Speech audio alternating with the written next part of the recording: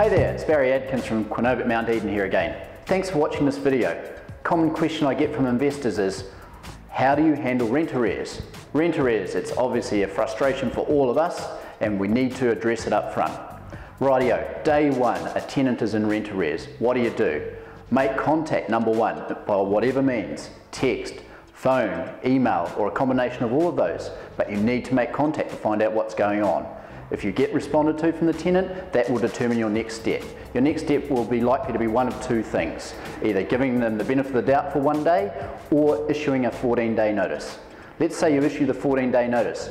You can also prepare a tenancy application in which your requests get held until the expiry of that 14 days.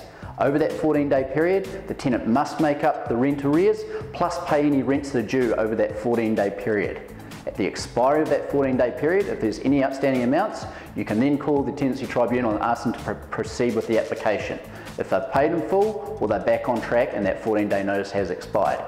Let's assume that they haven't paid and we've lodged a tenancy application. A number of things can happen at the courts. We now have a set date which is governed by the Tenancy Tribunal, so we don't control that part, and that is a downtime period between when we get the hearing and what may happen with the tenant between that period and when the Tenancy Tribunal application is heard.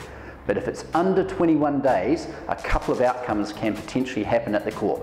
One is that a payment arrangement is agreed between the adjudicator and ourselves and the tenant. However, that is governed by the adjudicator.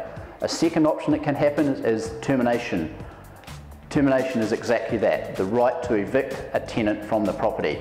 We have to, if the termination is issued, we have to give them 48 hours to depart from the property. The other scenario is if the tenant has longer than 21 days or longer that they have not paid rent. If it's 21 days or longer, then you can go straight for termination and the adjudicator must award you the eviction cum termination authority. So the same scenario, the tenant is then given 48 hours from that eviction or termination notice to depart from the property. At that stage, that property is back in your hands and available for the re-rental market.